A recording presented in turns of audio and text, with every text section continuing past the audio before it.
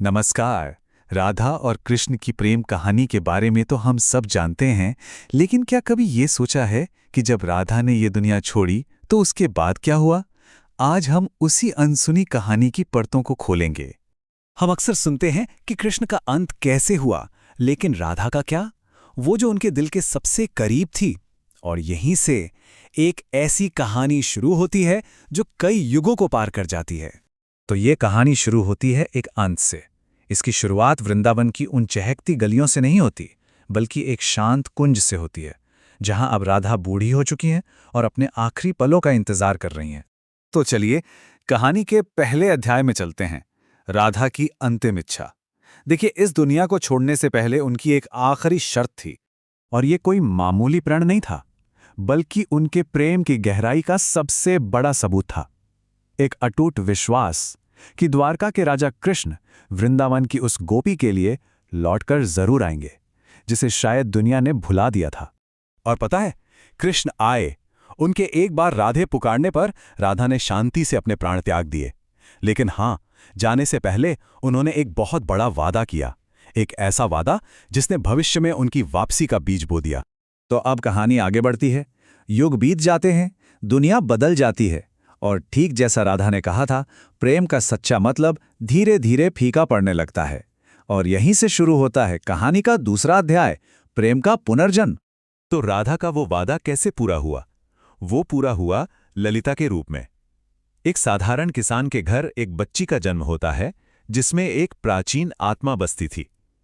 गांव वाले भी उसमें राधा की ही झलक देखते थे, क्योंकि वो बिना सीखे ही ऐसी बांसुरी बजाती थी कि सुनने वाले मंत्रमुग्ध हो जाते थे।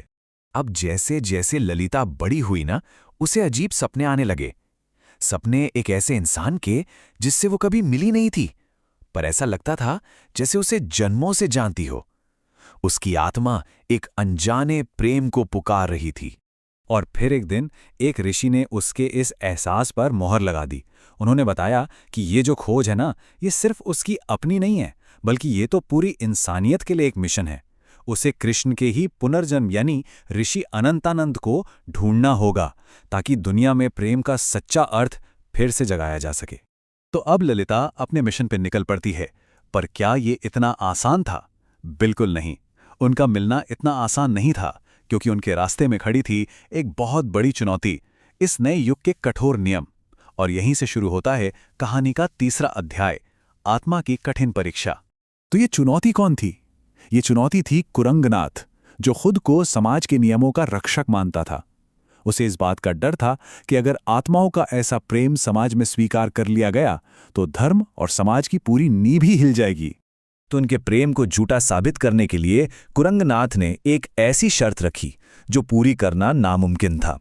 उसने कहा कि ललिता को अपनी आंखों पर पट्टी बांधकर, बिना कुछ देखे बिना कुछ सुने, सिर्फ अपनी आत्मा की आवाज पर पूर्णिमा की रात तक अनंतानंद को ढूंढना होगा। सोचिए कितनी बड़ी चुनौती। और यहां पर होती है आत्मा की असली कसौटी। ललिता आंखों पर पट्टी बांधकर भटकती रही, सिर्फ अपने दिल की सुनते हुए। लोगों ने उसका मजाक उड़ाया, उसे धोखा देने की कोशिश की, यहां तक कि कुरंगनाथ ने भी भेष बदलकर उसे भटकाना चाहा। लेकिन ललिता की आत्मा ने हर धोखे को पहचान लिया। वो हर बहुरूपिये से यही कहती, आप में तेज तो है, पर आप वो आत्मा नहीं है जिसकी मुझे तलाश है। अब देखिए, पूर्णिमा की रात करीब आ रही थी, और ललिता का दिल, उसका अंदर का कंपस, उसे एक सुनसान, दूर एक गुफा की तरफ ले जा रहा था। जैसे ही वो गुफा में दाखिल हुई, उसने अपनी बांसुरी उनके पैरों में रख दी और बस इतना पूछा, क्या आप वही हैं जिसे मैं खोज रही हूं? और जवाब में अनंतानंद ने कुछ कहा नहीं। उन्होंने बस वो बांसुरी उठाई और वही धुन बजा दी जो ललिता के सपनों में हमेशा गूंजती थी, वो धुन जो उनकी आत्माओं का संगीत थी। तो यहां आत्माओं का मिलन तो हो गया, पर कहानी अभी खत्म नहीं हुई थी। उनकी आध्यात्मिक जीत ही काफी नहीं थी। अब उन्हें समाज के कटघरे में खड़ा होना था। सीधा राजा के दरबार में अनंतानंद पर अपने ब्रह्मचर्य का व्रत तोड़ने का इल्जाम लगाया गया। तब अनंतानंद ने जवाब दिया। उन्होंने तर्क दिया कि ये समाज के नियम ही तो थे, जिन्होंने सदियों पहले राधा और कृष्ण को जिस्मानी तौर पर अलग किया था, लेकिन उनकी आत्माओं को तो कोई कभी अलग नहीं कर पाया। तो अनंतानंद ने दरबार में एक बहुत बड़ा फर्क समझाया।